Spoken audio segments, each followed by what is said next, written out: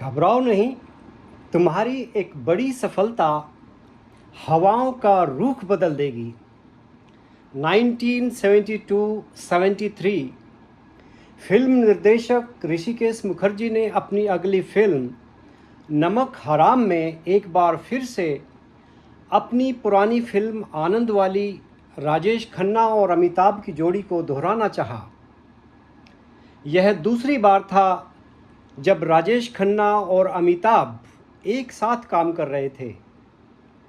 इस जोड़ी को पहली बार पर्दे पर एक साथ लाने का श्रेय भी ऋषिकेश मुखर्जी को ही जाता है। अपनी फिल्म आनंद में वो पहली बार इस जोड़ी से एक साथ अभिनय करा चुके थे।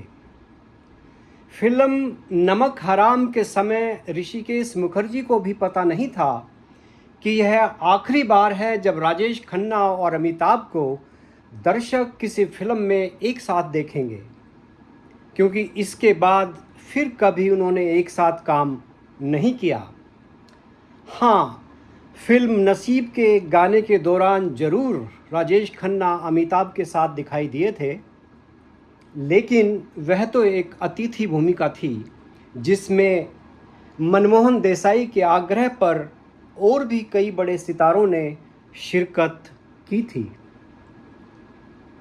जब नमक हराम फिल्म की शूटिंग शुरू हुई थी तो राजेश खन्ना एक सुपरस्टार थे और अमिताभ फिल्म इंडस्ट्री में अपनी पहचान बनाने के बाद भी अभी तक संघर्ष ही कर रहे थे। उनकी फिल्म जंजीर अभी रिलीज़ नहीं हुई थी, मगर हाँ, जंजीर की शूटिंग लगभग पूरी हो चुकी थी और अमिताभ के पास वक्त ही वक्त था। जबकि राजेश खन्ना बहुत सारी फिल्मों की शूटिंग में व्यस्त थे। नमक हराम के निर्देशक ऋषिकेश मुखर्जी, उन्होंने राजेश खन्ना का इंतज़ार न करते हुए अमिताभ के हिस्से की काफ़ी सारी शूटिंग पहले ही निपटा ली ताकि काम को आगे बढ़ाया जा सके। फिल्म का बजट नियंत्रण में रहे वितरकों को यानी डिस्ट्रीब्यूटर्स को फिल्म के रशेज टाइम पर दिखाए जा सकें। फिल्म के अनएडिटेड सीन्स को रशेज कहा जाता है, जैसे भी हैं कच्चे पक्के। ऋषिकेश मुखर्जी न सिर्फ एक अच्छे निर्देशक ही थे, बल्कि वो एक अच्छे मैनेजर भी थे। ऐसी सूचनाएं हैं कि उन्होंने अपनी उल्लेखनीय फिल्म आनंद को सिर्फ 28 दिनों में शूट कर लिया था। हम फिल्म नमक हराम की बात कर रहे थे। फिल्म के रशेज जब डिस्ट्रीब्यूटर्स को दिखाए गए तो डिस्ट्रीब्यूटर्स बहुत निराश हुए, क्योंकि फिल्म के उन रशेज में उन्हें अमिताभ ही अमिताभ दिखाई दे रहे थे और राजेश खन्ना बहुत ही कम। वितरकों को लगा कि इस फिल्म में नायक अमिताभ हैं, ना कि राजेश खन्ना, जबकि वितरक राजेश खन्ना में उत्सुक थे, ना कि अमिताभ में। तब तक अमिताभ पर एक फ्लॉप एक्टर का ठप्पा लग चुका था। तब तक किसी को नहीं पता था कि इस फ्लॉप को एक दिन सदी का महानायक घोषित किया जाएगा। हालांकि आज हवा कुछ ऐसी है कि कुछ नालायक लोग उन्हें महानायक नहीं, महानालायक कहते हैं। कुछ लोगों को किसी बड़े आदमी को गाली देकर थोड़ा सुकून मिलता है, थोड़ी सी कुंठा निकल जाती है, फ्रस्ट्रेशन, थोड़ा सा जीवन आसान लगने लगता है। सुना है रात को नींद भी थोड़ी अच्छी आती है। खैर, तो डिस्ट्रीब्यूटर्स फिल्म नमक हराम को ख़रीदने में एक रिस्क महसूस कर रहे थे, मगर वो सीधे सीधे इनकार करने में संकोच महसूस कर रहे थे, क्योंकि ऋषिकेश मुखर्जी एक प्रतिष्ठित निर्देशक थे। अब तक वो कई उम्दा फिल्में दे चुके थे, तो डिस्ट्रीब्यूटर्स ने फिल्म में कमियां निकालना शुरू कर दी। जब उन्हें कुछ और नहीं सूझा तो उन्होंने अमिताभ के हेयर स्टाइल को ही मुद्दा बना दिया, उनके हेयर कट को। उन्होंने निर्देशक को कहा कि इसको बोलो अमिताभ को कि कम से कम अपने बाल तो ढंग से कटवाए, हमें पता ही नहीं चल रहा कि इसके कान हैं या नहीं।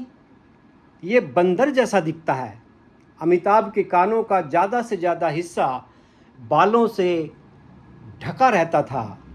डिस्ट्रीब्यूटर्स को फिल्म में अमिताभ को लेकर शिकायतें ही शिकायतें थी, मगर इसी बीच उनकी फिल्म जंजीर रिलीज हो गई और सारी दुनिया जानती है कि जंजीर के बाद फिल्म इंडस्ट्री में सारे समीकरण बदल गए थे। इंडस्ट्री अमिताभ का लोहा मानने पर मजबूर हो गई थी। नमक हराम की शूटिंग अभी चल ही रही थी।